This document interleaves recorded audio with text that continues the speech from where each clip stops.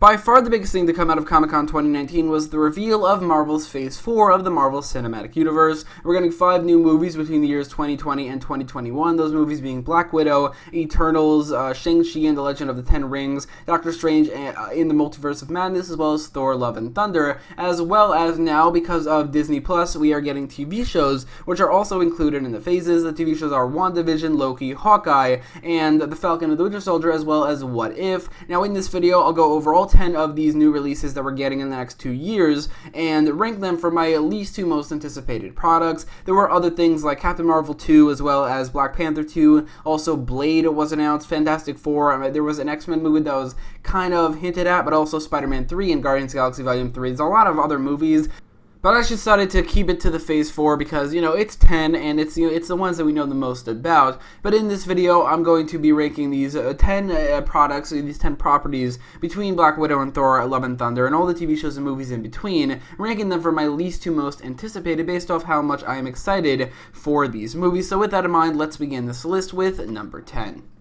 At number 10 is The Eternals, which is a movie being released on November 6, 2020, and is the second thing to come out of Phase 4. Now, don't get me wrong, I am very interested in this movie. I think it has a great cast. The concept is certainly pretty interesting, but it's going to be at the bottom of the list because I am not familiar with The Eternals. I literally know nothing about them, and they don't really have a big fan base, so there's not a lot of people who do know much about them. So I'm not going to say I'm excited to see this movie. I'm not going to say I'm excited to see an adaptation of The Eternals, but I am certainly interested in this movie because everything that the Marvel Cinematic Universe has done has been at least a little bit good, if not most of it being really good, and this Eternals kind of fit in with Thanos, who is an Eternal himself, and also the concept, I just think it sounds really interesting, which is the immortal beings who are on Earth. I'm pretty sure some of them don't know they are immortal. That sounds like a very interesting concept, but the fact that I'm not a big fan of the Eternals, in fact, I know nothing about them, makes me less interested in this movie, or at least less excited. But if Guardians of the Galaxy is any indication, they're probably going to be household names after this movie, which is something that I'm fairly excited for.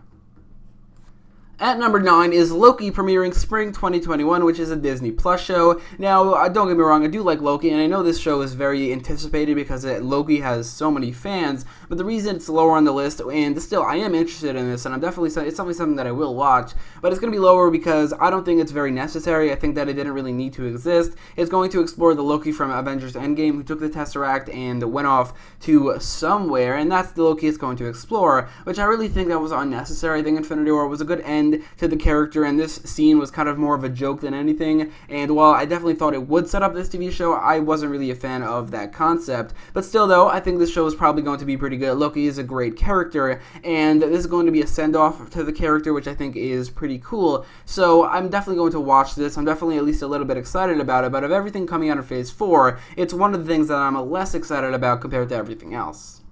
At number 8 is Black Widow, which is actually a prequel film releasing May 1st, 2020. Black Widow will obviously star Scarlett Johansson as Black Widow, or as Natasha Romanoff, and this movie will take place between Captain America Civil War and Infinity War, but also seemingly will have flashbacks to the story of Budapest, so I feel like Hawkeye will probably be in this movie as well, because Hawkeye and Black Widow went on the Budapest mission together, but I feel like he probably won't have a big role in the movie, probably just in Budapest, but I am definitely interested in this movie. Again, just like Loki, I don't think it needs to exist at all. I mean, Black Widow, also like Loki, was killed in one of the Avengers movies, in the latest one in Avengers Endgame, which I thought was a pretty great death, a very emotional death, and it was a great end to the character. So Black Widow didn't really need her own movie, but I am definitely at least a little bit interested in this movie. I'm pretty sure it's going to have some awesome fight scenes. The spy element of it will be very interesting and similar to Captain America the Winter Soldier, which was pretty cool, and I think that was probably Black Widow's best movie. And if Black Widow is in this movie any similar to Winter Soldier, then I feel like it's going to be probably a good movie. Also on top of that,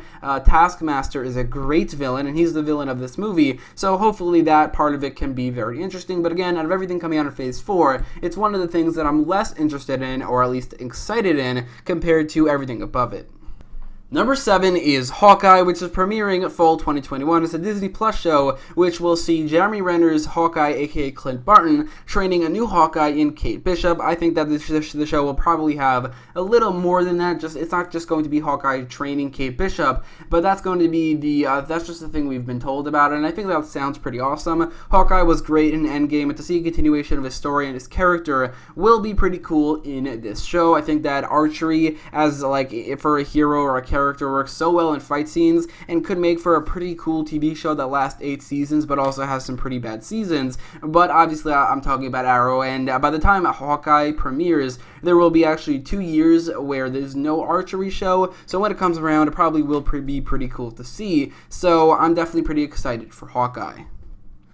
Number 6 is Shang-Chi and the Legend of the Ten Rings, which is premiering February 12th, 2021. It's a Phase 4 movie. It's one of the 2 movies that aren't either a sequel or a prequel. And just like the other one, Eternals, this one is showcasing a character I'm not very familiar with. And although it's less so than Eternals, because I am at least a little bit familiar with Shang-Chi, obviously I know his abilities, but I have also read some things about him, or I've read some comics that he was featured in. But the main reason this is going to be higher is because, other than the fact that just the concept of Shang-Chi on a movie that we've seen before, the action in these movies, especially with Captain America, it's going to be really cool to see Shang-Chi's kung fu abilities, but also his just all his martial arts abilities. But also the subtitle and the Legend of the Ten Rings is obviously referring to the Mandarin, who was also already cast for this movie, and he's going to be the main villain. The Mandarin who was a kind of there was like a fake out Mandarin in Iron Man 3, which everyone hated. Everyone hated that twist. I hated that twist.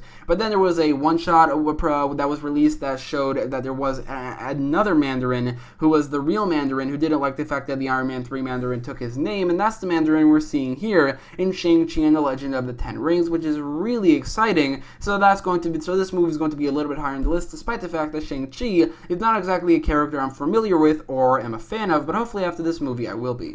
At number 5 is WandaVision, which is premiering spring 2021. It's a Disney Plus show with a garbage name. Like, why couldn't they name it Scarlet Witch and the Vision? WandaVision is such a stupid name, but other than that, it sounds pretty cool. Scarlet Witch and Vision are both pretty good characters. I think but their abilities and powers can make for such a cool TV show in number 5 here. The fact that it's connecting to another movie we haven't gotten yet to this list, Doctor Strange and the Multiverse of Madness, sounds very interesting. And WandaVision as a whole sounds like it could be one of the better Disney Plus shows, as it's featuring some pretty awesome characters. Scarlet Witch herself is one of, I think, the cooler characters on the Avengers, so that's something I'm fairly excited for. Also, I kind of like the romance and love story between Wanda and Vision, and that's definitely something they're going to showcase here. And while Vision is currently dead, there will definitely be some way and reason for him to come back here, and considering this show is connecting to Doctor Strange in the Multiverse of Madness, it's possible that Vision will be from another universe, but I guess we will just have to wait and see, but wait a fairly long time, as it's not premiering for another 2 years.